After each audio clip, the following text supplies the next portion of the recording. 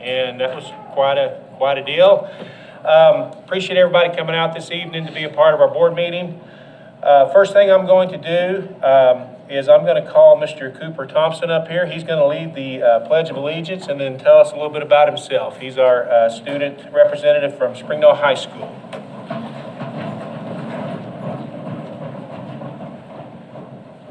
I pledge allegiance to the flag of the United States of America and to the republic for which it stands, one nation, under God, indivisible, with liberty and justice for all.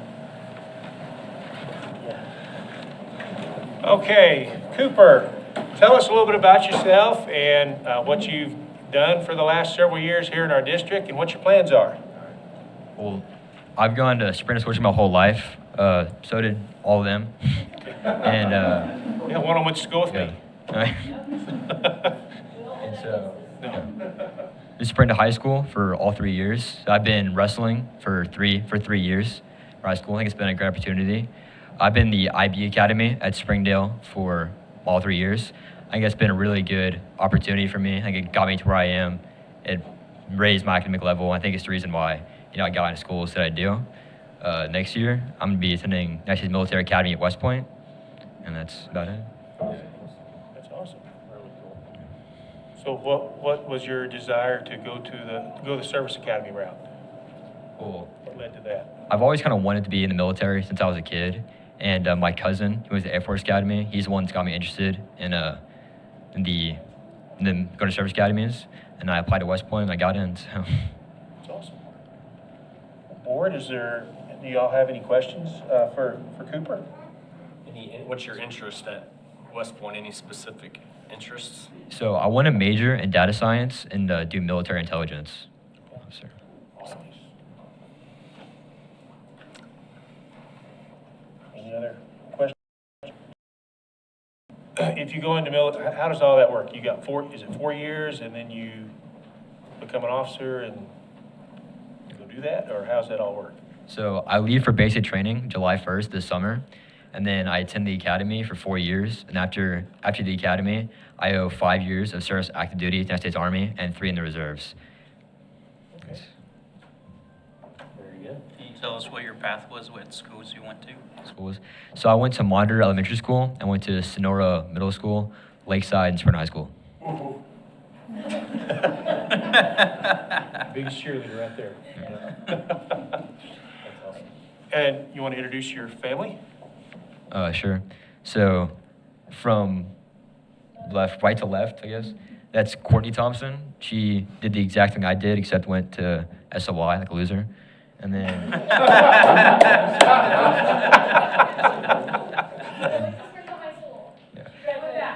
Yeah.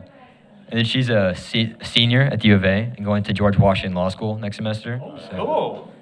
And then that's my mom. She's a physical therapist, and she went to also graduated from high school.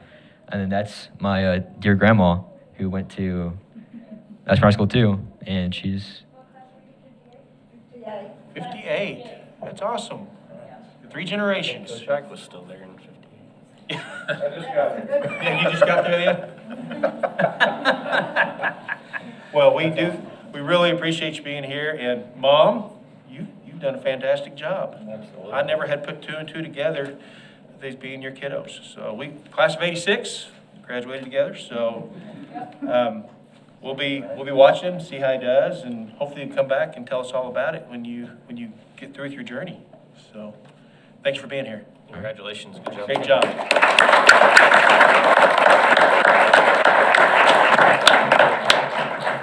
All right, the next thing we do in our April board meeting is reorganize our officers.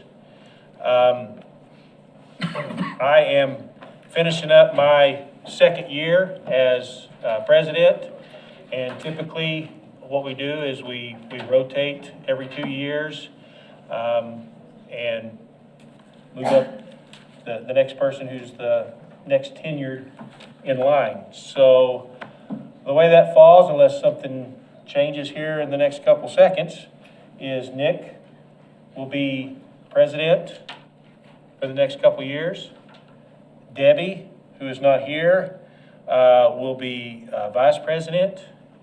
And then Eddie is next in line and will be secretary treasurer. Board, do we have any discussion about any of this? Is everybody's good with that? So we need to have action on such. Now, Nick was not ready to take the reins tonight, so I'm going to go ahead and finish out the board meeting tonight. I'll run everything tonight, and then he'll get in the saddle next month. So, Nothing going on next month. yeah. Big one.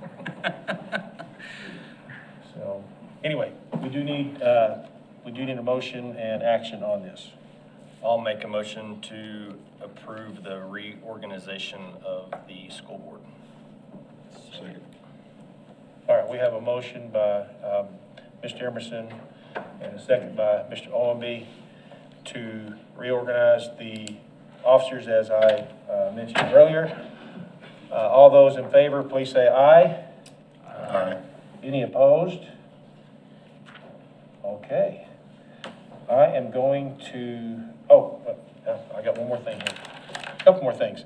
Are there any changes to our agenda? We're good? Okay. We need action on that one? Anybody? I'll approve the agenda as Make a presented. motion to approve it? Make a motion to approve, yep. All right. Second. All right, we have a motion by Mr. Emerson and a second by Mr. Ramos to approve the agenda for the meeting tonight. All those in favor, please say aye. Aye. Any opposed? All right, that brings us to our consent agenda. We've got the board meetings, board minutes from the last meeting are in there, along with, there's a list of our new hires. That new law that went into effect, Dr. Cleveland has to give us a list of those each month. So are there any questions, discussion about either of those items? Move to approve the consent agenda. I'll second. All right. We have a motion by Mr. Owenby and a second by Mr. Bell to approve the consent agenda. All those in favor, please say aye. Aye. Any opposed? All right, I'm going to pass it off to Dr. Cleveland and let him go through several really neat recognitions we got here. Thank you, Mr. Hutchinson. First recognition I have, I want to invite the Central Junior High basketball team down. We were going to recognize them last month, but we had a little weather, if y'all remember that day. So I want to introduce Coach Sutherland, and he's going to introduce the coaches and the students and talk about their great year.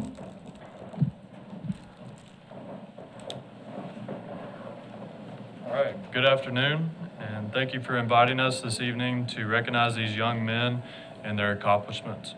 I'd like to start off by introducing them to you. We have several of them that weren't able to come. We have dual athletes, and they're at track and baseball today, so these are the guys that could be here, and we appreciate you guys having us. So I'm just going to go through the roster, and then you guys will give them a wave when I call your name.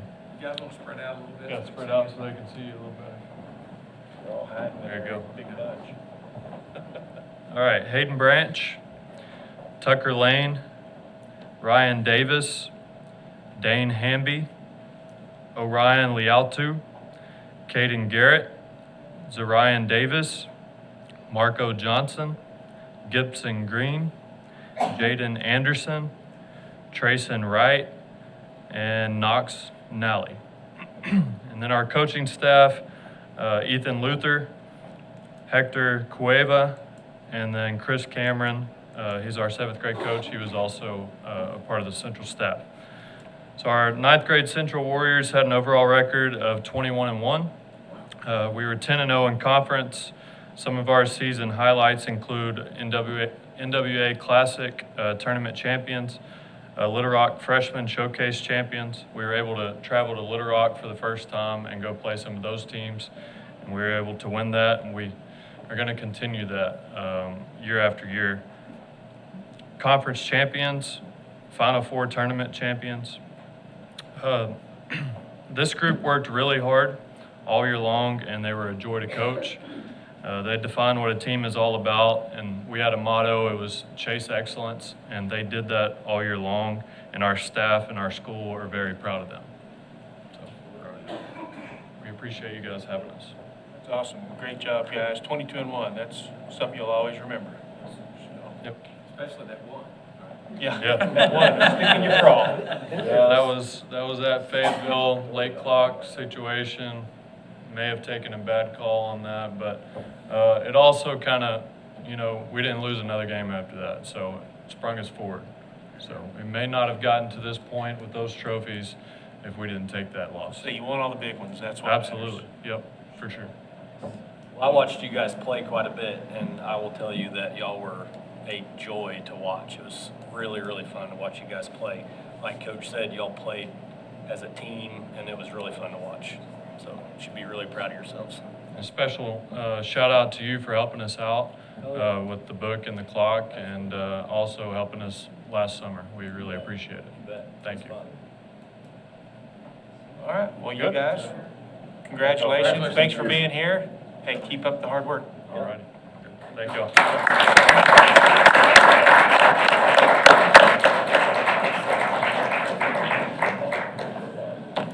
Always fun to recognize kids. I have another really cool recognition. This past week, we had a surprise recognition from Miss Christy Norwood. Miss Norwood, if you don't mind, would you mind coming to the podium? She can probably tell you better than I can, but I can tell you we have her whole team.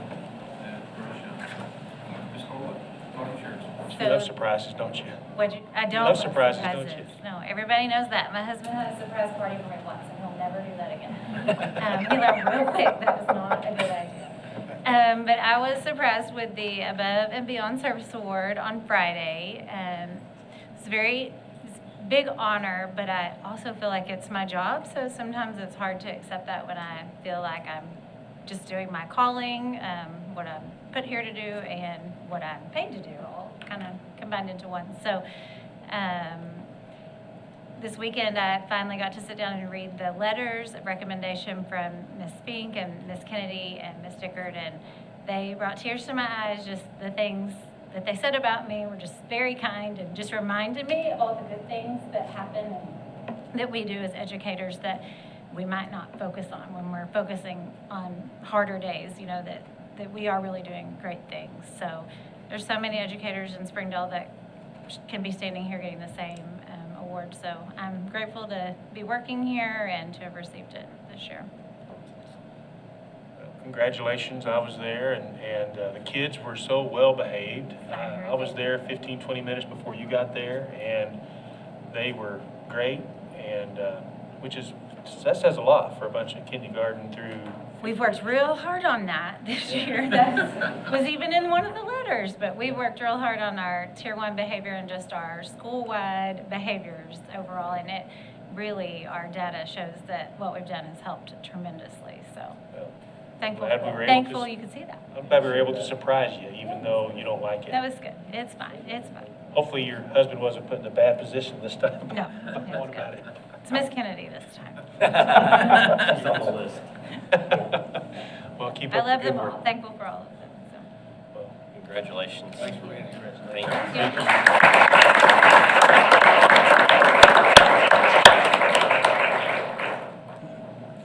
Mr. Hutchinson, we also had over for our whole district, we had a Leadership Springdale Day on education.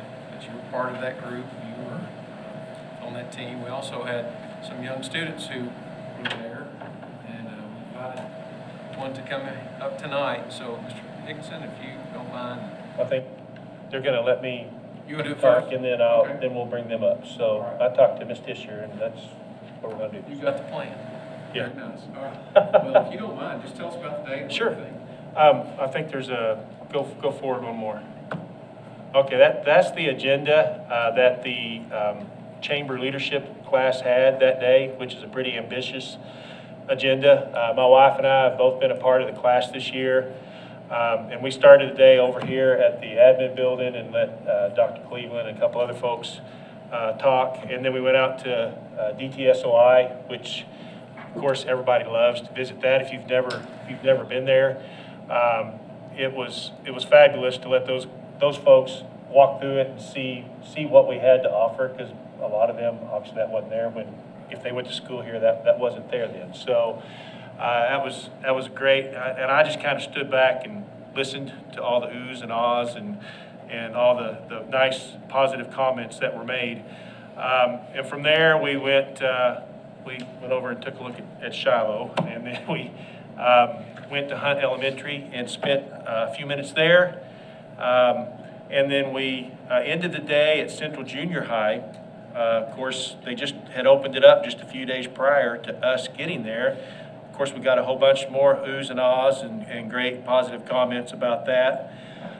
One of the highlights of that visit was our central office staff had arranged to have several of our students that are in different aspects of our district come and talk to us and sit down and be a part of each table, and that was really good. And that brings us to Mrs. Tischer and Mr. Aguilar coming. Brian Aguilar was one of the students that came and talked to us at Central, and I think they're going to share a little bit about what that day was for them. So the afternoon was spent giving an instructional summary from our district, and what that entailed was we talked about the professional learning communities model and Early Out Wednesday and the power of collaborative teaming and what that actually means and how that time is spent. And we talked about how that results in personalized opportunities for students. And so the visitors that we had from our district were current seniors or students who just graduated last May who are working. They're either in apprenticeship or they're placed or they're going to college while they're also getting internship hours in their future or prospective career fields. And so I'm going to give just a little set, and then I'm going to have Brian. Brian was one of our students who was there, and I'm going to just kind of give a little set, and then I'm going to have Brian tell you about his pathway and all the potential that he has for next steps, and then let you ask him some questions. So just a quick reminder, our goal is to have a transformational learning model, one that assists us as a school district in meeting the needs of not only our students, but also our community. And so you can see that our goal, to sum it up, is Diploma Plus. We would like for all of our students who are in high school to be taking, at least one or more college concurrent credit courses, AP classes, IB classes. They may also be pursuing technical certifications, and they may also be in concurrent IB, AP, getting certifications and exploring workforce opportunities. And that can look like a career practicum, it can be an internship, it can be an apprenticeship.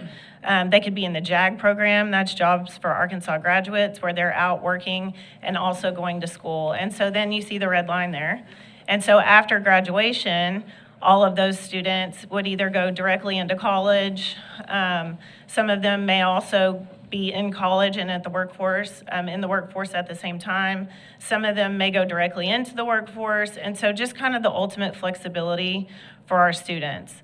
I'm not going to go through everything on this slide. Just a reminder that in our district, one of our big audacious goals, goal number 5, is that every student, as a result of personalized opportunities and planning, will have a post-secondary placement. And what that means is when they graduate on Saturday, they know what the plan is for Monday.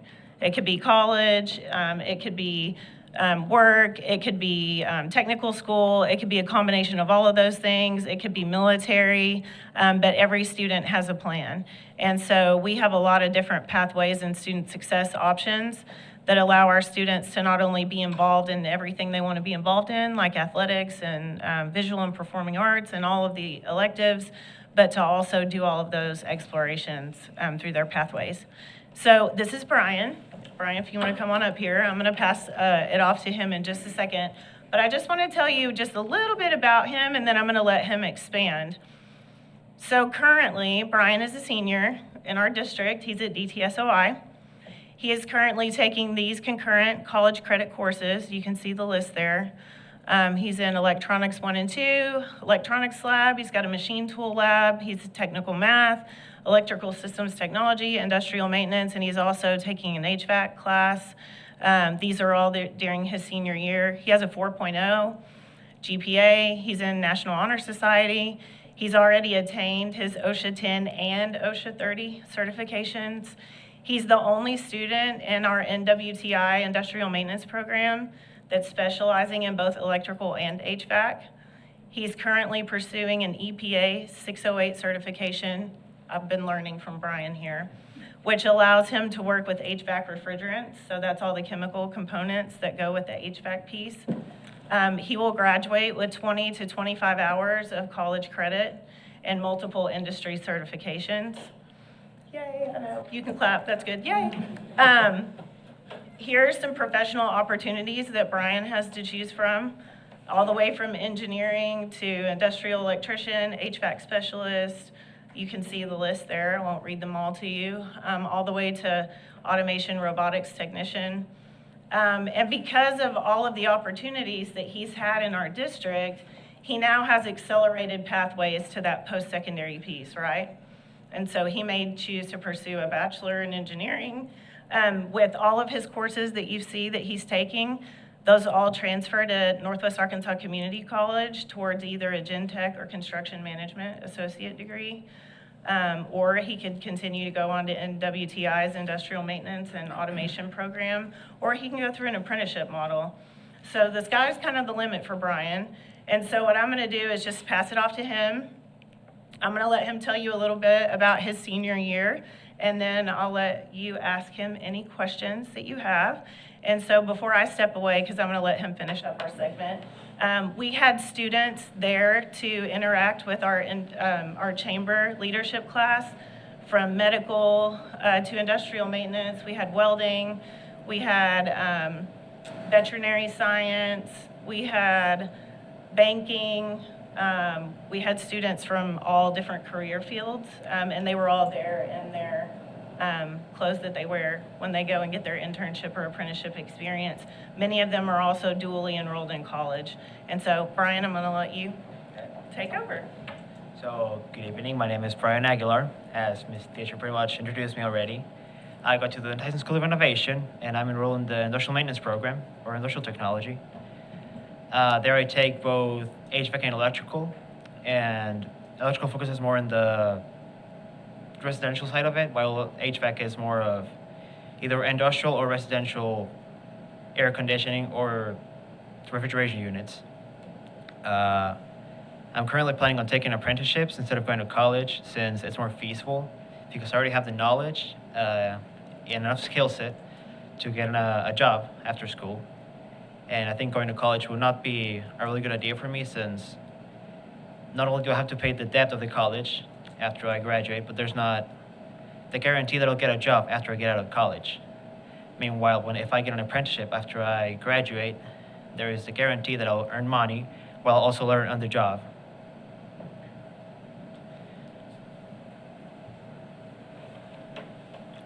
Board, does anybody have any All questions? Absolutely love it. The hands-on experience you're getting right now while you're in school, gosh, if I can just go back and grab 20 years of kids that didn't have those opportunities. Absolutely. All three of my kids.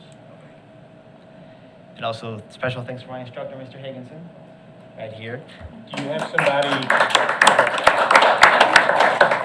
have someone lined up to start your apprenticeship with? I have multiple companies. Campbell is one of them, and mostly my main company, since they both handle both electrical and HVAC. And I think for me, they offer pretty good benefits and a system of how they learn. It's 1 day per week, 1 day night per week, and then the rest you get to work in the field, learning, but you also get paid. So I think it's a pretty neat system, because you get paid and you learn at the same time. You don't have to worry about going to a specific classroom, a specific place, and missing work hours. Don't give up on that college though, because you can can get an associate in construction management. Absolutely. Own your own business. Yes. Don't give up on that college part of it. I'm with you on earning money, but don't give up on that. Absolutely. I think you're 10 steps ahead of the game, and so I think if you were to incorporate some of that, at least don't just cancel it off. You know, because you can't keep going to school and keep learning things and pick up things that are not related to that. That could help you maybe start your own business in the future. And if you got an electric and HVAC behind you, I mean, that's where the jobs are going, and that's going to be limitless. So, again, you're 10 steps ahead of the game, so take advantage of it. Yes. Especially with the courses provided, we do a lot of training in real life scenarios. For example, in our classroom, we have a full condensing unit, well, HVAC unit from a residential that was donated to us. And we train on that unit. We learn how to troubleshoot it, learn how to use it. And that's for the HVAC side. For the electrical side, we built some panels outside the classroom that we are meant to wire up to a specific setting our instructor tells us to. And so we're graded based on how many mistakes or how many troubleshoots we have to do during the process. And I think that's neat because it really prepares you for the real life scenarios in which you have to be a certified technician and troubleshoot the systems you're working on. You troubleshoot our AC noise? You have a screwdriver? On the truck. Well, we really appreciate you being here and look forward to seeing how this all plays out for you. So, like they said, you're way ahead of the ball game. Most kids your age haven't even began to think about what you're doing. So, congratulations on that, and keep pushing forward. Thank you. So, good luck. Thanks for being here.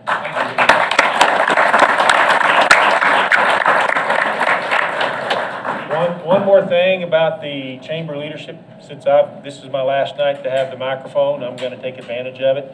We've got a bunch of my classmates back there on the back row that are part of the leadership class.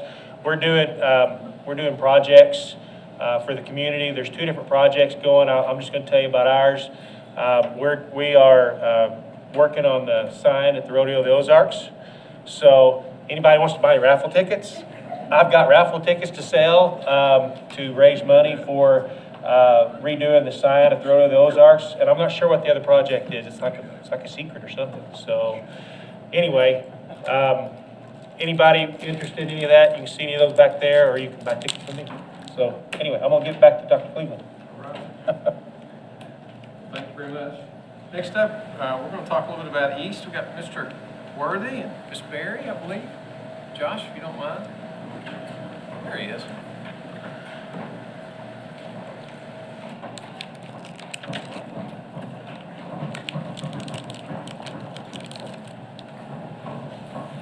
Good evening. Tilt it down. We have a few just kind of overall details from the school year, and then we're going to turn it over to the real stars of the show, which are some students from Lakeside Junior High and Westwood Elementary who were highly recognized this year at the annual East Conference in Hot Springs. So, I think I'll get the first slide. There we go. So one of the things that we wanted to share is this has been an incredibly productive and successful year for a lot of our East programs across the school district. And so the slide just kind of shares a general, that includes one's project at most of the campuses across the school district, as well as just a selection of current community partners for the 26 East programs across the district. And I wanted to just share this as a representation, a visual representation of just the mass amount of work that the programs are doing across the district for their schools, for community organizations. I was counting earlier at the bottom. I think that there are over 70 listed at the bottom, and we stopped because we ran out of room. all of those organizations and individuals in the community are visiting our schools. Students are visiting those organizations. They're getting to see what those careers look like from individuals who are engaged in them. They're having to do the soft skills of setting up meetings, having agendas, professionally communicating, and all of those. And one of the things that I think I noticed today when we had someone visit our school is those organizations and people are becoming partners in our schools. They're becoming people who are familiar with being in our school buildings, who feel invested not only in the kids that are partnering with them, but our school system as a whole. So I'm very grateful for all 26 of our facilitators who are building those partnerships for our buildings. And this site is really exciting for me because I think back to 10 or 12 years ago when East was really starting to grow. We had 2 or 3 programs, and we started to see, oh, we're going to add 4 or 5 a year. And we're like, man, can Springdale really, support these programs? Are there enough clients out there? And I think now that we've grown to 26, Springdale absolutely can. And we've even started to spread out even beyond just Springdale and Northwest Arkansas. You can see we've got clients as far away as Hot Springs, Little Rock, Jonesboro. And so that's been exciting to see for all of our programs, all 26. Also, just a selection of different competitions or grants that students across the district won in a variety of programs, all the way from participation in the Cyber Patriot program to things with the Arkansas Prevent Network to Samsung Solve for Tomorrow. We have the Lakeside here, but out of the 5 state, or 4, was it 4? There were 4 or 5 state semifinalists, and then Mr. Stallings and his crew was the state finalist for the Samsung Solve. 3, I think it was 4. 3 of the 4 were Springdale Public Schools. So we've kind of got a racket on that. We like it that way. All right. I won't really read these. This is one of the things we're doing is we're really trying hard to make sure that we're collecting a voice and a narrative from our parents, former students, and our community partners to make sure that we are meeting the needs of our students and our communities and our school buildings, but also to remind ourselves also why we do what we do. And I thought some of these were particularly impactful quotes. We're going to leave it to the students to give their own individual voices, but it's just a great reminder that what we do is not just for our students and our first school. It's what we said with the workforce readiness too, is making sure that our school system is serving our community. And East is one of the ways that from 3rd grade to 12th grade, we are integrating our students in a wide variety of career workforce situations across our city and our state. We will absolutely claim Cooper Thompson because we had 4 good years with him. So he was phenomenal. He was good. And then that brings us to the real reason why we're here today, to recognize the success of our students at the annual East Conference in Hot Springs, where, as always, they did an amazing job of more than heartily representing Springdale and bringing home many recognitions and just doing an all-around amazing job. I'm really going to turn it over to Josh to do the bulk of the rest of this. But I did want to say we do not have a date and a specific location yet, but we will sure to let you know. More than maybe any other year I've ever attended East Conference with Springdale, the students' presentations, their speaking abilities, and their booths were beyond what I can recall in any recent years. As they were packing up, I was running down the aisle like a little bit of a crazy person, telling the kids to be careful because we really, really want to have some sort of public display of their work this year. I think it's going to be sometime in early May. We're finalizing those details, but that is coming, and I think it'd be a wonderful opportunity to be able to see just the quality of the work that they're producing. We had a Zoom meeting with Dr. Smith earlier today, and I can echo that. The Springdale aisle, we take up an entire aisle now that there's 26 of us, but they had us right at the opening of the exhibit hall. If you've been to Hot Springs, you know how big that exhibit hall can be. As soon as you walk in from the hotel and the concession stands, bam, you've got an entire aisle of Springdale programs, and ours, it was standing room only, and you had to walk with your elbows in just to get from point A to point B.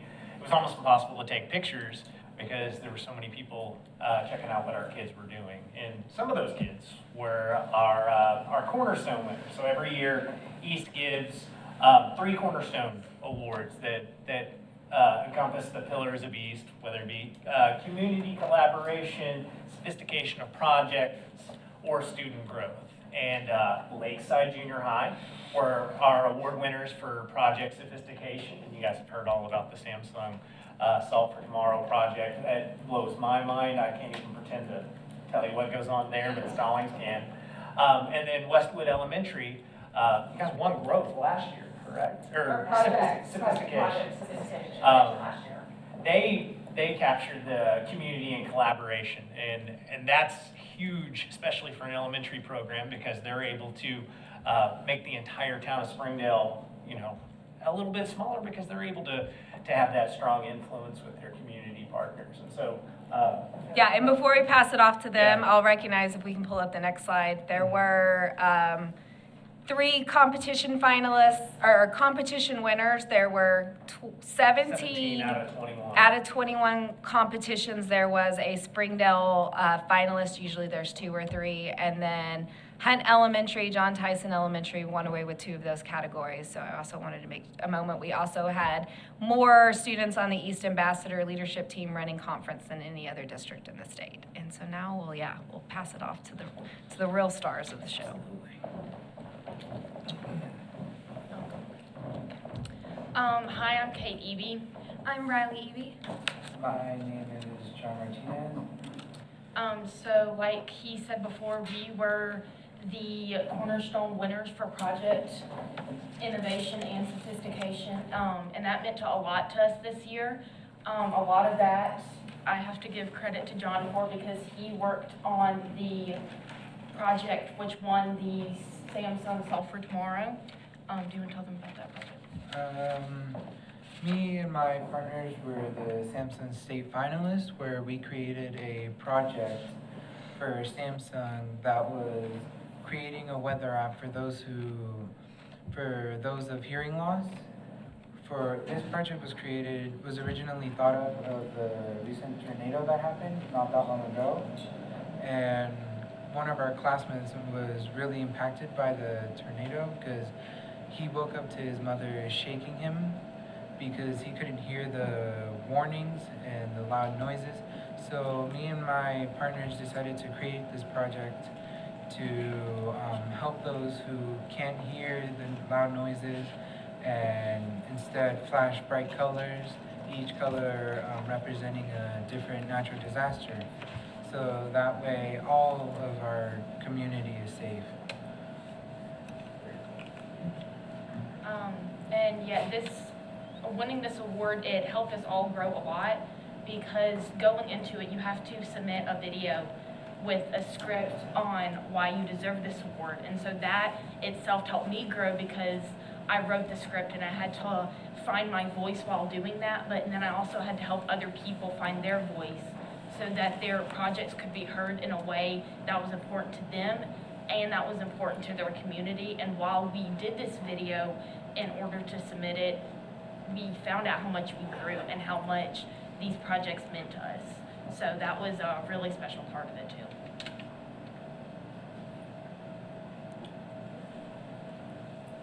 What grade are you guys I'm an 8th and they're both a 9th. So you don't sound like an 8th. Doesn't class either.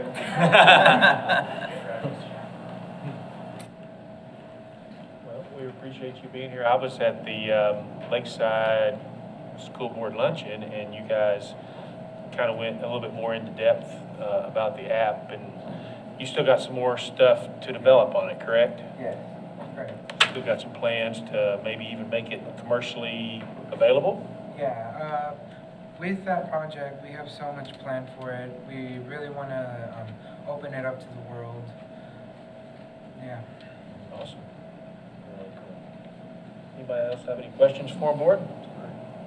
Congratulations. Yeah, congratulations on that. Thank you.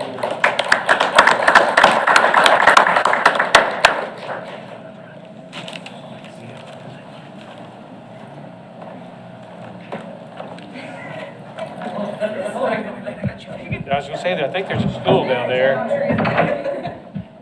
for our vertically challenged folks. There you go. Being a part, well, let me introduce myself. My name is Josiah Abbott, and I'm from Westwood East, and being a part of Westwood East really gave me an opportunity that I really can't get from anywhere else. We are a group of young students. We are an elementary school. We are a group of young students with projects that are really, really big and can help the community and our clients. And while doing that, we have a great time and we work together on the really hard parts of it. If you have any questions. What grade are you in? I am in 5th. Good job. Future president, right there. What? I vote for him. He's also going to do, one of our students didn't get to come tonight, so he's going to do her part in a moment.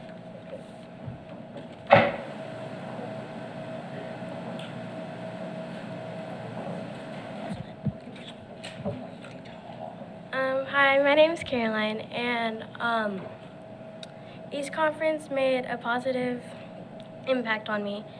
Like, it changed my skills, like, it made it stronger. Like, I was really uncomfortable last year talking to random people, and, like, so once I got into the booth, I was, like, really scared because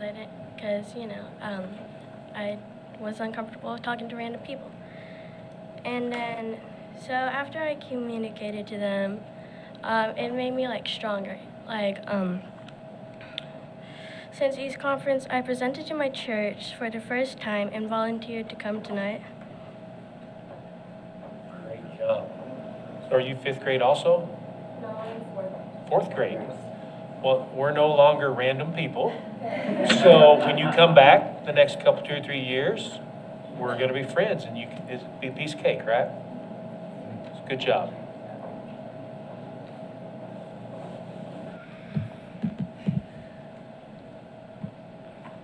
Well, you already know me now, but That's perfect. we were really super shocked that Westwood won the Cornerstone Award 2 times, and it's very rare for an elementary school to get a Cornerstone about twice. But we set our goals at the beginning of the year to serve our community, and we collaborated with other Springdale East programs in a big way, and it paid off on all of us. So what was your project? We had a few projects. Okay. It Which one won the Cornerstone? Was that one project or multiple? was multiple. Okay. Yeah. Okay. What was your favorite project then? Oh, my favorite project? Yeah. We were working with the client, and I feel like I'm in EastCon right now. So we were working with a client that they were during a small wheelchair, a kid's wheelchair, and an adult's wheelchair. But instead of putting her still in the largest kids, they put her in the smallest adults. It still had a lot of room left. So instead of being able to propel it like that quickly, she had to do that, and if you try that right now, it takes away a lot of energy, and she doesn't propel it right. So their idea, the company's idea, was to take out the armrest because it was connected to the wheel so they could bring it back in. Well, now let's say this was you, and when you're trying to get back into your wheelchair, what do you usually reach for? Armrests. The armrest, but that wasn't there. She had to reach for the tire that was unsturdy and dirty. So, two people from our east team, they built. So there's guides on the sides, and they built a small armrest that can go on the guides, and and it really helped her. And now she has armrests and she can propel it right. Nice. It's awesome for fourth and fifth grade. After hearing you, it shouldn't be a surprise that you won it twice. You shouldn't be shocked. Go for a three-peat. Yeah. That's awesome. Well, we really appreciate y'all being here and sharing all that with us. That's great. I know as a fourth or fifth grader, I would not have gotten up there and talked to anybody. So you guys are awesome. I'm not shy, but I do have a lot of stage fright. But I just I couldn't tell. I choose not to show it. I choose not to show it. It's because you got chill mode on. And as Cornerstone Award winners, both groups are responsible for leading a breakout session for large numbers of students at conference. So they managed a professional presentation for both adults and students at conference as well as part of their responsibility. Nice job, everybody. Yeah, congratulations. Yeah, East program in general, you guys are knocking it out of the park. Great job.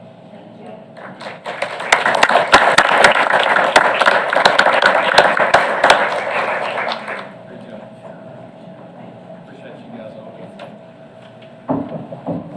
Thank you, Mr. Worthy.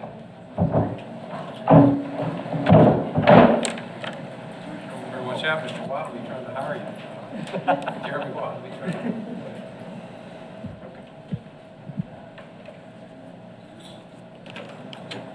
Well, good evening, board. I regret that I did not put my agenda item before the kids because they are definitely a tough act to follow.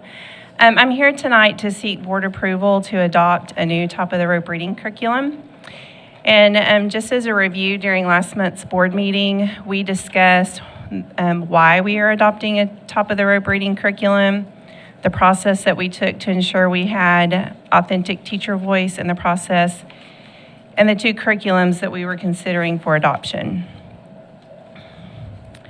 So we had 100% of our elementary schools represented in a feedback survey, which included classroom teachers, instructional facilitators, administrators, and instructional specialists. And that's a really big deal to ensure that we heard from all of our schools and had voices from all of our teachers. So the survey was pretty short. We asked questions for them to respond to. So I'm just going to give you a quick overview of the feedback that we received from our staff. First question was, what are the strengths of Benchmark Workshop? These are comments taken directly from the survey, which included engaging materials. You'll also remember last board meeting, I gave each of you a magazine and showed you what the magazine looked like for students in grades 2nd through 5th. Our bottom of the rope reading curriculum, Phonics First, integrates well with the program. We had nothing but amazing representative support from the company. We had a lot of people working in our district, helping implement model lessons, supporting our pilot schools, and training teachers and administrators in what the program can offer our students and staff. There are local-based support representatives that work out of Rogers, and so they're very accessible.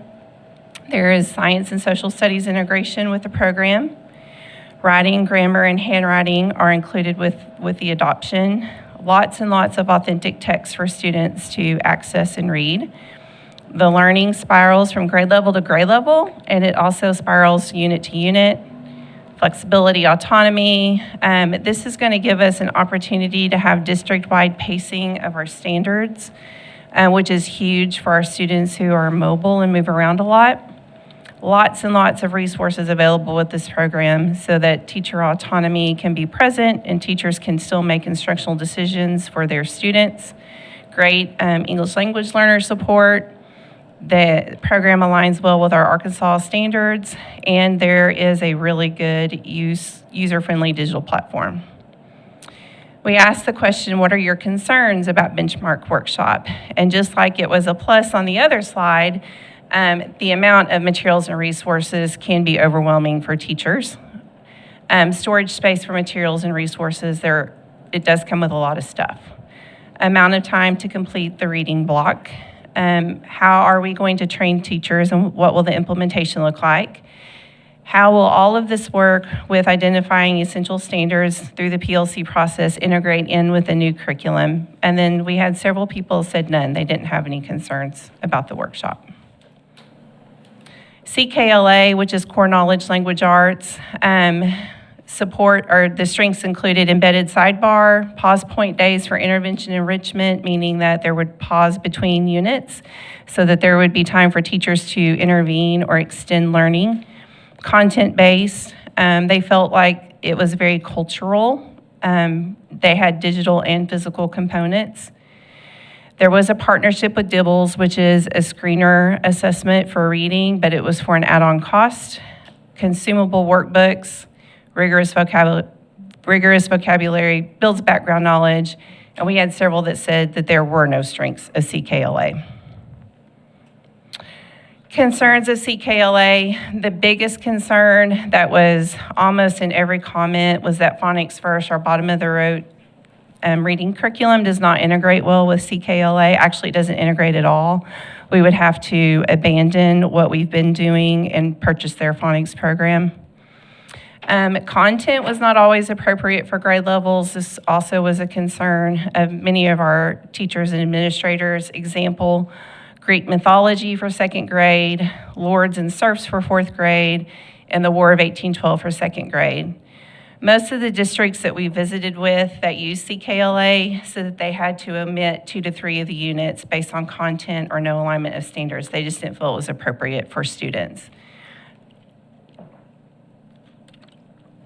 The workbooks were not engaging. They did not feel, they looked like worksheets. It kind of reminded me when I saw this in action in Siloam Springs of how I was taught to read, and those really thick workbooks where you would tear your paper out and turn it into the teacher. That was the bulk of the work in CKLA. There weren't a lot of tactile materials, which we know students need to be able to manipulate letters and sounds in order to read. No grammar component available. Teachers felt like it could be a lot to dig through and navigate. The representatives were not local. They were out of New York City, so they weren't as accessible as the other program was. Outdated pictures that didn't support our English language learners. We actually saw this in Siloam Springs. They were just black and white pictures, so there'd be a lot that teachers would have to do to amp up the visuals that the program provides, just because they're just not very useful for our L students. And then some of the materials, actually a lot of the materials were outdated. An example would be in 5th grade, they read Don Juan. And when we opened the cover to see when the copyright of that book was, it was 1964. So it was kind of outdated. What was the name of the first one? Benchmark Workshop. Mm-hmm. And then I gave them an opportunity just to share any information they wanted to about the adoption. And I'm not going to read all of this to you, but mostly our teachers were excited that they did have a voice in this process. Our team feels strongly that it needed to be teacher chosen, not just us choosing it. And so the opportunities that we gave for them to observe, to pilot the program, and to be learners of the process and learners of the different curriculums was very valued across our district. Teachers are very excited that we will now have a common reading program, so that as students are moving throughout our district, they're receiving the same standards at the same time. I feel like our essential standard work has really put us in a good position to do that. Again, we'll be bringing teachers together to do that alignment process. And they're just excited to have a research-based curriculum implemented district-wide because we've not had that in so long. It's been teacher-created and district-created. Also asked them about the programs. Benchmark Workshop best meets the needs of our school on a scale of 1 to 5, 1 being not at all, 5 being yes, most definitely. For Benchmark Workshop, the range of the scores were anywhere from a 3 to a 5. And on average, 4.5 was the average of what our teachers thought about Benchmark Workshop meeting the needs of the students in our school. We asked the same question for CKLA. Range of scores went from 1 to 3, and average 1.8 out of 5. I think that CKLA best meets the needs of our school. A lot of teachers were wondering about our next steps. Once we have adopted a program, we will order materials as soon as we possibly can to ensure that they are delivered before the end of the school year. That was very important for our teachers to have access to the curriculum materials before summer break. In May, we want to provide a 2-day training for our instructional facilitators to become trainer of trainers. This is so that we're building their capacity to train, support, and coach our teachers with a new program.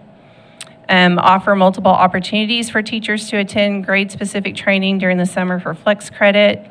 And then principals will also have the opportunity to design flex credit for teachers to engage in planning and training throughout the summer. Do you have any questions for me? Do you see the phonics being a big challenge?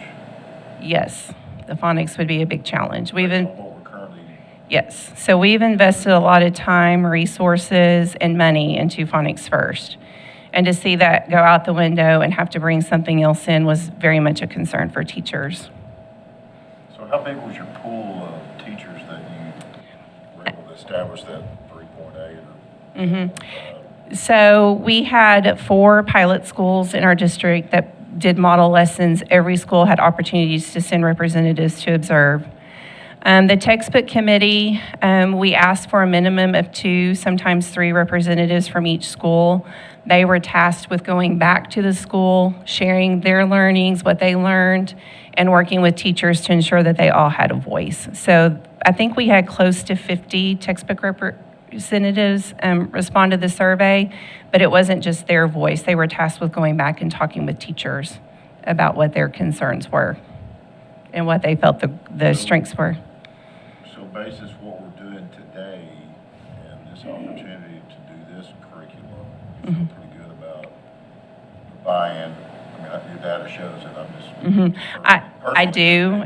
We did a lot of processing in our office about how do we, with 1,800 teachers, how do we go about making sure everybody feels like they have a voice? And so giving principals an opportunity to identify people to come and observe. We had several different schools throughout our district doing model lessons, and we had teachers and representatives from each school going into the schools to observe the lessons. And then the textbook committee members went back and they shared with their staff. So that was the best way we knew how to get feedback from all of our teachers. And so what you're speaking about tonight is just K through 5? Correct. Kindergarten through 5th grade. 6th and 7th grade, actually secondary schools in general are beginning to look at textbooks. One of the things we talked about during our March board session is what the laws require us to have now with high quality instructional materials and the Right to Read Act and with LEARNs, especially at elementary school. We have to have a reading program off the HQIM list, which the state sets. Same for reading in our secondary schools. So we're just beginning that process of looking at some different curriculums for secondary as well. I probably apologize for probably asking so we're done. I wouldn't hear more. No, you're great. So what's the cost of it? Marcia, was it about? Yeah, something like $70,000 a year. $70,000 a year Se- plus a new phonics program. No, if we choose Benchmark Workshop, Oh, it's going to be in we get to keep our phonics program. It integrates well with Benchmark Workshop. The other program does not integrate with Phonics First, and so we would have to adopt their phonics program. How many kids we have K through 5? I'm sorry, Kevin? How many kids do we have K through 5? About 14,500 kids or more. Pretty inexpensive per child. Yeah, 13,000, Dr. Cleveland. I don't have an exact answer, Kevin, I'm sorry. It's pretty expensive per child if I'm looking at it. Mm-hmm. Curriculum is very expensive regardless. That was my question, is that, I was like, I don't know how much curriculum normally costs. Sounds like a lot, but it might be cheap. Yeah, with Benchmark Workshop, depending on if you adopt for 3 years or you make a 6-year adoption commitment, the price significantly decreases. And so we are, if we do choose, the board approves Benchmark Workshop to move forward, we would do a 6-year commitment for that program, which significantly brings that price down. And then,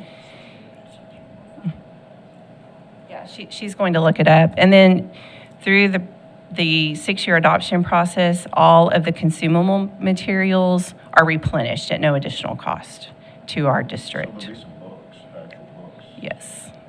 Yeah, for our kindergarten, first grade students, there will be the big lap books, and then each teacher will receive decodable books. And then for our 2nd through 5th grade classrooms, they would receive mentor texts through these rural, and I have some up in my office, so I'll bring you one at the end, but they're little magazines that are different themes. There's 10 different units throughout the year that are highly engaging for our students.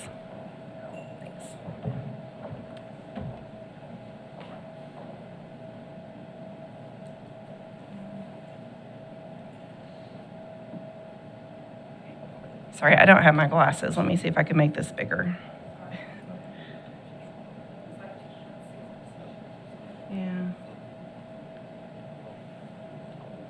Yeah, it looks to be about, from what I can tell on here, actually closer to about 153. Yeah. Yeah. But 2-point-something million for the 6 years. Any other questions? Less than $6 a kid. Per year.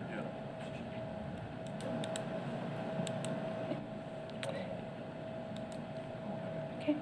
And we need to do action. Yes, I need to seek approval for the board to approve for us to adopt benchmark workshop based on the survey results from our teachers and administrators.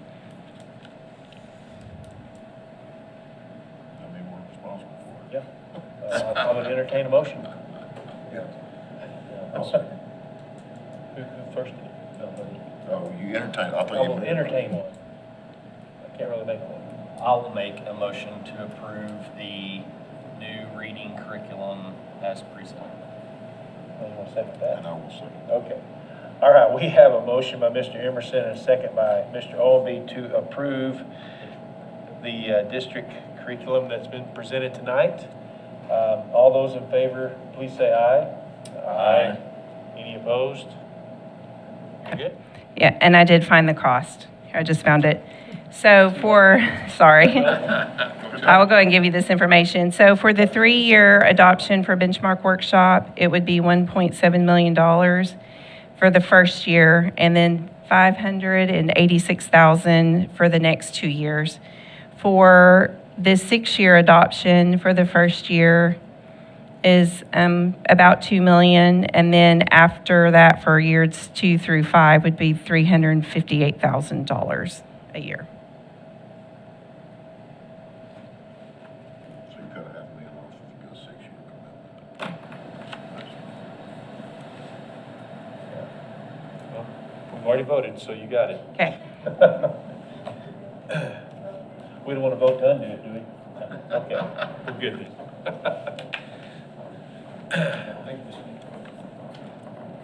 Okay, next, board, I've been working with the owners of the after-school program that have about 21,000 square foot facility over on 48th Street. It's 866 South 48th Street. It's the ASP building. When we talked at the board work session on facilities last week, we discussed the potential of making an offer and acceptance on the facility for roughly $4.25 million. That property, we believe, is quality at market value. The idea of purchasing the building, it gives us the ability to move our professional development center more to the middle of town, and could provide for an opportunity to build or to construct, create, however you want to say it, birth to 3 program, potentially, for our staff. You know, it's really difficult to recruit and retain teachers, and high-quality childcare is a real need. So we do have high-quality childcare in our region, but having one in the district could potentially help recruit our teachers. So the thought process would be, if we can purchase this property and potentially sell our current professional development center, which is about half the size, then, and maybe another piece of 30 or so acres of property on Don Tyson, that we could clear this property and have some additional funds to do some other things with. So the conversation went pretty well, I think, the other day. I got approval to you to go forward and present it to you this evening for potential purchase. There's a resolution in your agenda for us to be able to do this. Certainly willing to entertain any discussion and answer any questions.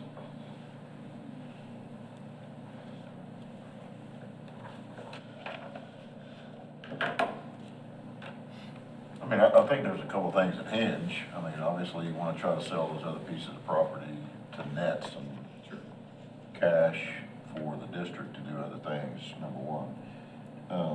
What's your just perspective of potential childcare birth through 3, is that right? Yes, I mean, pre-K starts after. Is that a real thought, real opportunity that we might have? I think it's real. Not that we would want to undercut the quality childcare we have in Springdale, but It's just not it would be attractive for our staff if we had maybe a better financial option that was attractive to work in our district and have childcare at the same time.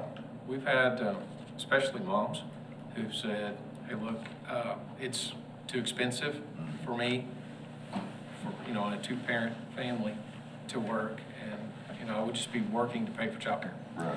Especially if they had multiple. So the thought is, well, maybe we can help. It's nothing that we can guarantee, but certainly we can explore that. Something to think about. In a much smaller district where I served as superintendent, we had a birth to 3 program. And I would say it didn't cash flow, but it almost did. Yeah. And it provided great service for those teachers. And Department of Human Services helped create that and created some cash flow for that program as well. And it allowed students who were still in school, who maybe had children, to also continue to finish school and have a place for their child. So the thought is, can we explore that? Currently, we don't have space to do that anywhere. So this would provide double the space. We can provide our professional development there as well. But we'd need to offload some property because our building fund is created to construct, or for construction, not necessarily. Yeah, I think it's for that. I think we need to really pursue offloading some property. It's good for Springdale, that location, get your PDC staff over there, potential opportunity for childcare. Make a motion to pursue this opportunity at 866 South 48th Street. Do you want a contingent on selling the other property? We just go ahead and No, because I think and buy this and then. I think you'll be able to sell them. Okay. Yeah, I don't think I'll be in trouble. I think you need to have this. Okay. You gotta do this and do that. Yes, sir. I think you need to do the other as well. Okay. All right, so we'll market the other 2 properties and see where we go with that. Okay. Mr. Bell did. Okay, so we have a motion by Mr. Olney, a second by Mr. Bell. Is there any other questions, any other discussion before we vote? If not, all those in favor, please say aye. Aye. Any opposed? Thank you. It means a lot of work, but it also means good things for our teachers and personnel. Okay, thanks, sir. Ms. White.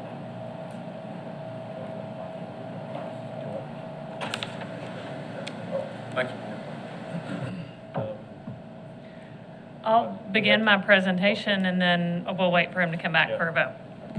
I'll try to talk slow. I don't have much to say tonight, but I'll make sense of that. Last month, you'll remember that I brought forward some personnel policy proposed changes for you to begin looking at. As I mentioned at the last meeting, we shared those with both PPCs before last month's meeting. I got a few questions on the policies over the last month, but no real feedback or objection. So they are in the same format as you saw them a month ago. The ask for you tonight would be to approve approve the policy changes. These policy changes would go into effect on July 1 and be effective moving forward.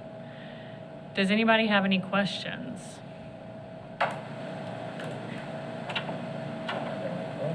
No changes or additions since you sent them to us last month? That's correct. They're in the same form as last month.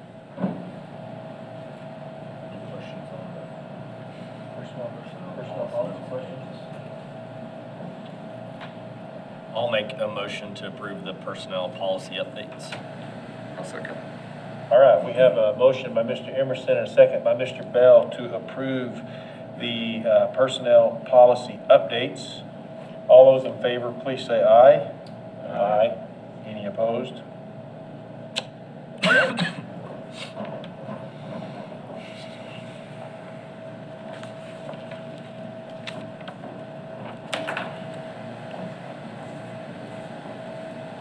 So the curriculum and instruction team last year had the amazing opportunity of traveling to Little Rock monthly to have meetings with Janelle Keating. Janelle Keating is the superintendent of White River School District in Washington State. And her school was a model PLC school, and she invites superintendents and board members, which I know Dr. Cleveland and Ms. Cook were able to travel to White River and observe the PLC process in the very beginning stages of our implementation in Springdale. And so we got to know Dr. Keating really well and got to work with her and had amazing coaching and support along the way, which really kind of guided our efforts in helping implement the PLC process in our district. Actually, that was 2 years ago, last year. And then this year we had Ms. Cassie Erkins, she's also a solution tree consultant, come in and give our team one-on-one coaching in the PLC process. So that was really exciting for us. Shannon and I got the opportunity to travel to Little Rock last week, and we joined Mr. Emerson at the Archford Co-op, where Dr. Keating was delivering training on from boardroom to classroom, and really honing in on board members' roles and responsibilities and implementation. So it was a great day of learning for the three of us. I'm going to turn it over to Ms. Tischer and Mr. Emerson to add anything. I would just add that the training that was held at Archford was made up of board members, superintendents, and assistant superintendents from all around the state. Some of the groups that were there are brand new to this process, so they're just now entering the monthly learning journey with Dr. Keating. And then some of them who were there were at all different stops along the way, including us, where we are in our journey. And so we were all there learning together. And I think really we thought the best idea would just allow Mr. Emerson to give an overview. The day was specifically geared towards board members and building the knowledge of a district-wide PLC process from a board perspective. And so I do want to commend Mr. Emerson. We were impromptu asked to present to probably, you think there were 100 people? Probably 100 people in the room, and Dr. Keating and ADE were like, Springdale, you're here, come on up and take these microphones, and we'd like you to present on these various aspects of the process. And Mr. Emerson handled it like a pro and had his microphone and presented and was very well received. And so we would just welcome your reflections, Mr. Emerson, of the day. I tried to stay at my table and let them do it, and Ms. Fink didn't allow me to do that, so it wasn't really a voluntary thing. But anyways, Voluntold. Yeah.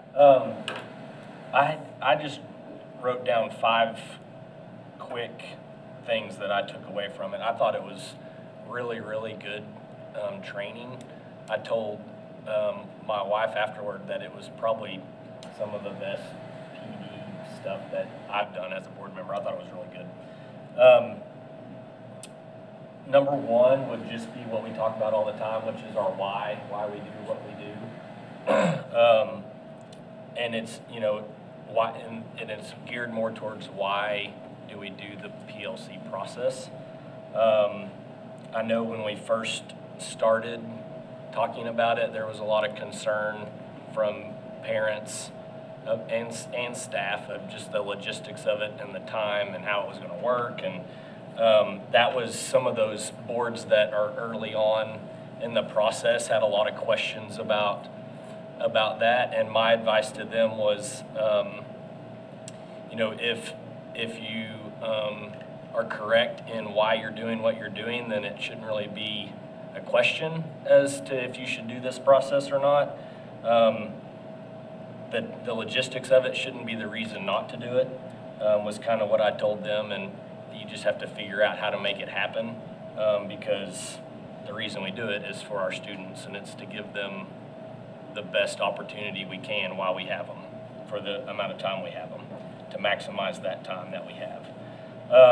The second point was that this isn't just a fad or another reading curriculum that we're going to use for however many years and then find something else, and it's not really it's not going anywhere. Ms. Fink said it well, that it is the work. So I really like that. One point that Ms. Keating made was that I liked was kindergarten through second grade is the pipeline to the first year of state assessments in third grade. And it really just made me think of how trying to get people out of their silos of their grade or even their school, and to think as our district as a whole is a team. And I would even add from pre-K, because I'll get in trouble if I don't, all the way up. I mean, if we don't do what we're supposed to be doing from pre-K to second grade, then by the time they get to third grade, it doesn't matter if they have the best teacher in the world in third grade, they're going to be behind. And that brings me to my next point, which was she talked about setting the bar high and pushing kids to meet that goal, not to go down to their level and teach them on their level, because then they're going to stay on that level and they're always going to be behind, but to push those kids up to where they need to be, so they can make up that time. I think one of you said, help me remember, that you can make up how much time? Make up from 1 to 2 or even 3 academic years in one school year if you keep rigorous grade level standards at the forefront. Yeah, so Yes, research that. huge. And then the last point was, are the kids learning and how do we know? And just continue to monitor and adjust to keep moving forward and growing. And I know that after a certain amount of time, we'll have some data to see if what we're doing is, I know it is working, but we'll get to see how well it's working. So that's all I got. Have any questions for us? So Dr. Cleveland and Michelle got to go to Washington. He went to Plummerville. And they went to Plummerville and Wait a got minute. grilled by 100 people. Wow, missed that, guys. I missed It was that. amazing. We had a And great time. Mr. Emerson is now Mr. Springdale. That's Yeah. why he was being referred. Mr. Mr. Springdale. Springdale, we have a question for you. Yep. I didn't Did y'all receive eat the lunch text in messages Maumelle? that we had an awesome board member. I think Mexican food catered in. It was good. It was good. I enjoyed it. Thank you very much. Nice summer.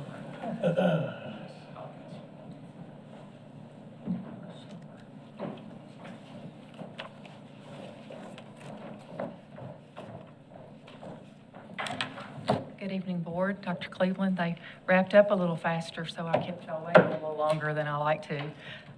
So the only thing that I have to present to you tonight is the March 2024 financial statements. One thing that you have probably already noticed is that it's a little bit longer than what we have provided historically. And of course, that was at the request of Mr. Bell that we gave y'all a little bit more detail on the check register. So if you have any questions on that, I'd be happy to. We are still kind of where I want to be. We're a little bit ahead when you look at our fund balances, when you look at Fund 2, and especially Fund 8, which is food service. We're still looking better as far as our collection rate. We're a little ahead of where we were last year. And we are pretty well on the mark on where I expected our expenses to be, where we are now. So now we're just kind of trying to wind up the year and start planning for next year. So.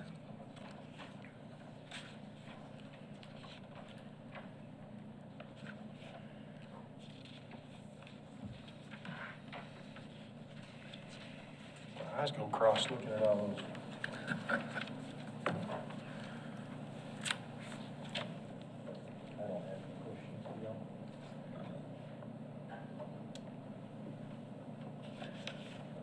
I would entertain a motion. I'll move to approve the March financials. Second. All right, we have a motion by Mr. Bell and a second by Mr. Emerson to approve the financials as presented. All those in favor, please say aye. Aye. Any opposed? There you go. Thank you. Thank you, Ms. Hopkins. She does a fantastic job.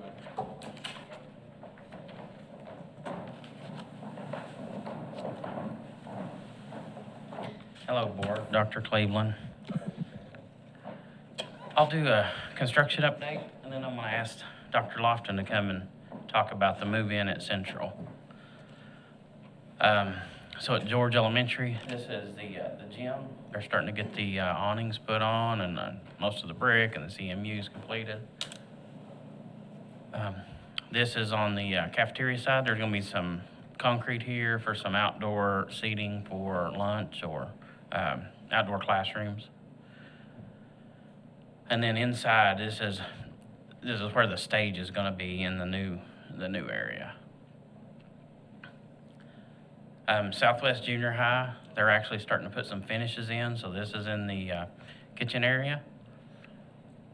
Here's in some of the restrooms. They're starting to get all, some of the fixtures put in there. And this is in some of the science labs. They're getting ready to put the epoxy tops on at Southwest. Do your folks still do all the cabinet work and all that stuff? Not on the new buildings. The new buildings, we pretty much have it installed. Okay. There are certain occasions we get in, we'll add some. We've done some of the band rooms and stuff in the past, but mostly it's included in the job. Okay. Springdale High School is the tennis courts where that was at. We got that all cleaned up Friday. Flintco's going to start the process of putting in the post-tension concrete in that area this week. All the turf, we did a final walkthrough 2 o'clock on Friday. This is on the multi-purpose field south of the old main gym. So it's complete. It looks really good. It's ready to use. The kids are back on the track facility, and they can use this field as of today. What's the timeline on the tennis courts? The tennis courts should take about 5 to 6 weeks to complete the courts, and then they'll have to cure out a little bit before they put in the benches and the covers and the fences and all of that. We're also gonna close in a pavilion that's been over there. We're gonna put sides on it, add some power and for lights and plug-ins for storage area for all of the track and the tennis equipment. And then at Central, here's a picture of the learning stairs after school started back on spring break. And this is just a multi-purpose area there at Central. So Todd and I are going to talk about kind of the process of getting into the building. So I had a pretty large crew on the Friday before spring break. We went in as soon as school got out. I think we waited to 4:20, and then we opened up the new side. And Dr. Lofton had a lot of staff that stayed that night, and we started moving into the new area. We worked Saturday and Sunday, and then finished up about noon on Monday with the major moves of all the personal stuff of the teachers. We took out a lot of the equipment out of the old school that'll get used in other buildings and stuff, and completed that by about Wednesday. And then my team moved on to other projects that we had scheduled for spring break. And then Dr. Lofton, he got back from his vacation. And, the teachers, he wasn't there while we moved. But he can tell you how the teachers and the kids handled the move into the new building.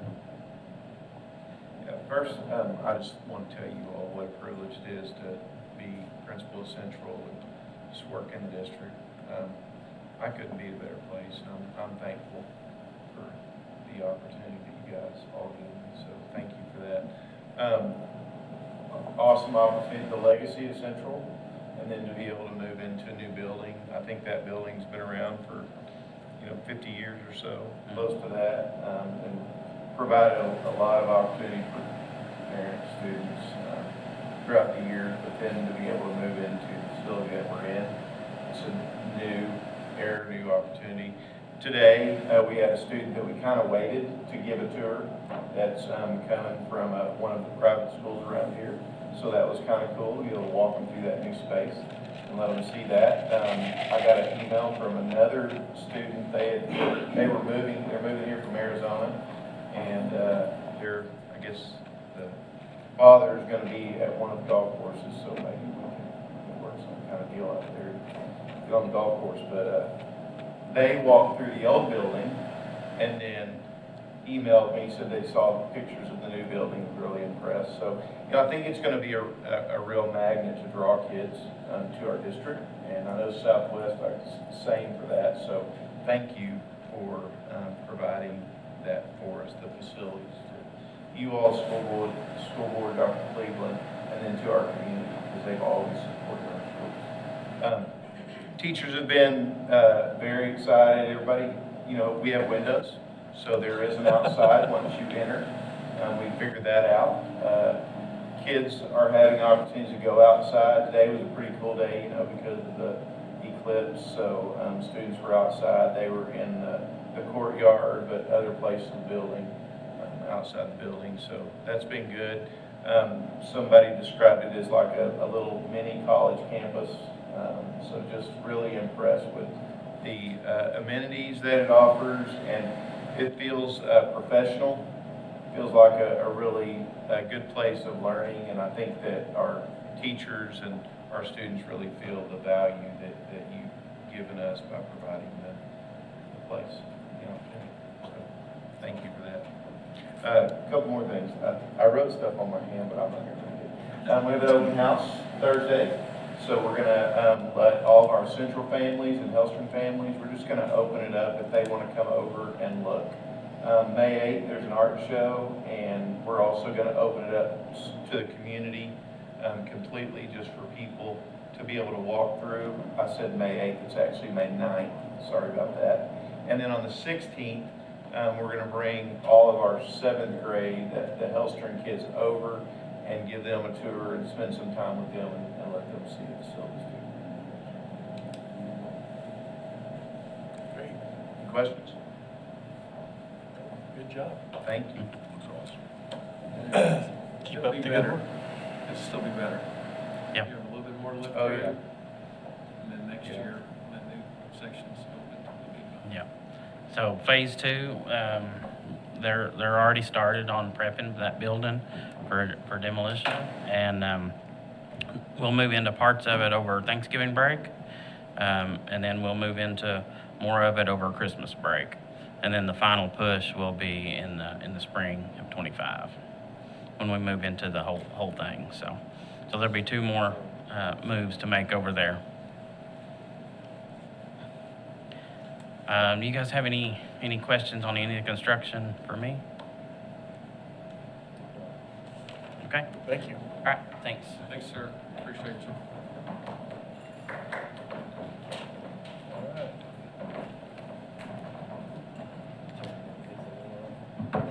Good evening, Board. Dr. Cleveland. My name is Valerie Hanna. I'm the Springdale Education Association President and also a teacher in Springdale. So I want to apologize first for not being here last month, because when I made my way from Elmdale down Huntsville and the rain was going sideways and the branches were flying, I thought, I think I'm gonna go home first, because I actually live all the way over in Eureka, so it felt like the better option for me, and we didn't have anybody to fill in my place, so I do apologize for us not being here. We talked about you, but that's okay. First thing, and what I would have told you guys last month, is that myself and Miss Callie Day did get elected as Arkansas delegates for the National Education Association, RA, in Philadelphia. So we'll be there July 1st through 6th, having a good time, 4th of July in Awesome. quite a historic place, so it should be a lot of fun. I sent a message out and I was like, hey, is there anything we need to tell the school board? I said, because I kind of got nothing tonight. There's nothing new per se to report. And one of our members said, make sure that you tell them that we're really thankful for the Eclipse classes and being able to actually be at school with our kids. Because there was a lot of districts that chose other. And actually getting to be there and participate with kids and show them something that, something definitely new in a lot of their lifetimes, if not most, because they were young, at least at my age, they weren't even quite around yet. So definitely thank you for those. And I find this funny coming up after the gentleman here. The next comment was Central and Springdale are really enjoying their new facilities. We love having windows, wide hallways, and students that can walk through bathrooms in every hall and classrooms with enough space that you can have full groups of students. And actually absolutely love the building with just hearts everywhere.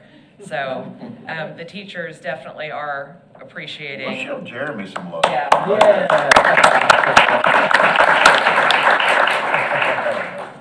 And I think finally, this is kind of a little bit on a personal side to me, I thank you for adopting the benchmark curriculum, because I'm pretty sure y'all would have had a riot if you took away our phonics first, because we love it a lot. So that is all I have for you. Thank you. Thanks for being here. Positive, wasn't that great? Yeah, it's good. All right, Mr. Nolan, come on up. You'll have to forgive me, I've been told that I ramble, so I have to prepare those statements. That's okay. So my name is Brandon Nolan. I'm a father of two children who attend Springdale schools, one who goes to Don Tyson School of Innovation, and one who attends Walker Elementary. The DTSOI Competitive Robotics Club has over 30 student members, and I've been asked to speak on behalf of many of those parents of these students. These students compete in the VEX VRC Robotics Competition, a global competitive engineering challenge. Students learn and develop crucial life skills such as teamwork, problem solving, and many other job-relevant technological skills as they prepare for their future. Students design, build, program, and test robots for competitions around the state.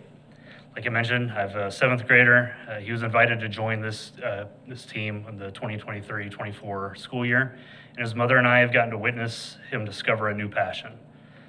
He's talked to me about programming, building, and tools, about his team and the problems that they ran into when designing their robot and how to overcome them. We've watched him spend hours of his time reviewing video of competitions and discussing strategy and building ideas with his teammates. During a competition, I watched him take several elementary students around to the work tables and to show them the robots and how they built them. He's made friends, he's challenged, and he loves it.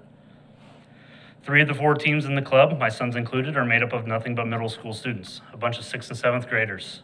Yet from week 1, they've competed at the high school level. They've gone toe-to-toe against competition from across the state that is significantly more experienced, and they've regularly beaten them. This is a smart group of kids and one that has potential to go all the way. This year, 2 of the 4 robotics teams, the high school team and one of the middle school teams, qualified to represent this district in the Arkansas State VEX VRC High School Championship.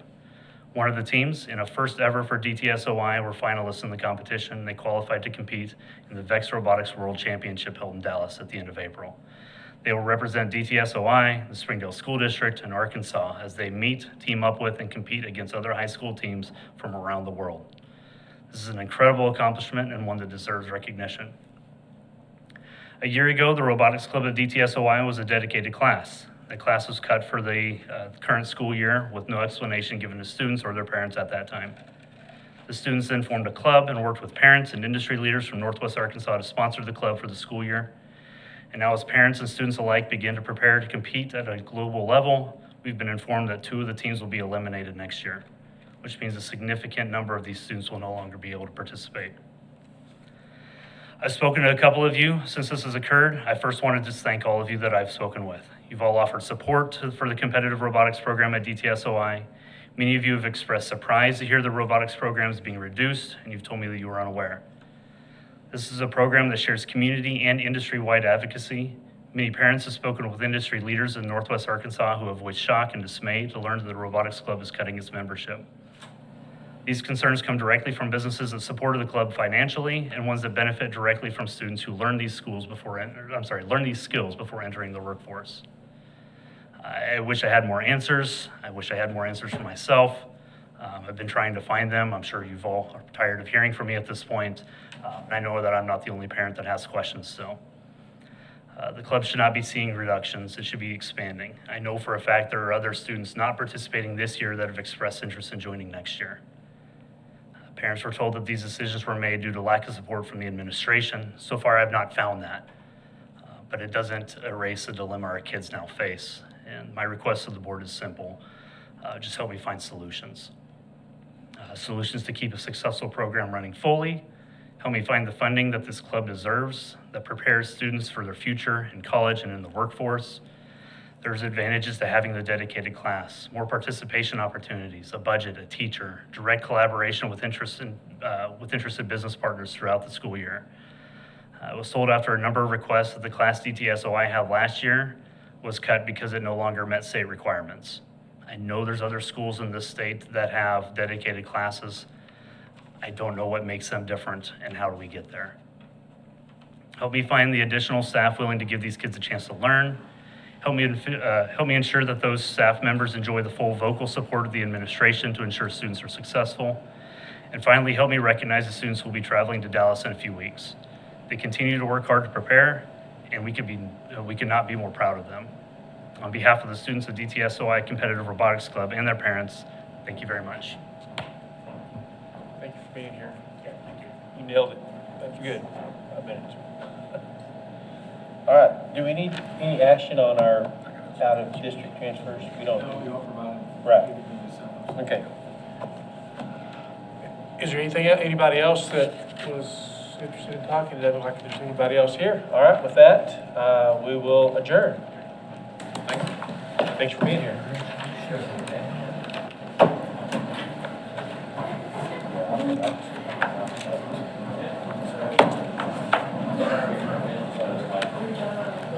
So what do I do?